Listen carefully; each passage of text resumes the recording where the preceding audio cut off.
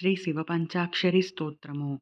ఓం నాగేంద్రహారాయ త్రిలోచనాయ భస్మాంగరాగాయ మహేశ్వరాయ నిత్యాయ శుద్ధాయ దిగంబరాయ తస్మై నకారాయ నమః శివాయ. మందాకినీ సలిల చందన చర్చితాయ నందీశ్వర ప్రమథనాద మహేశ్వరాయ మందార పుష్ప బహుపుష్ప సుపూజితాయ తస్మై మకారాయ నమః శివాయ.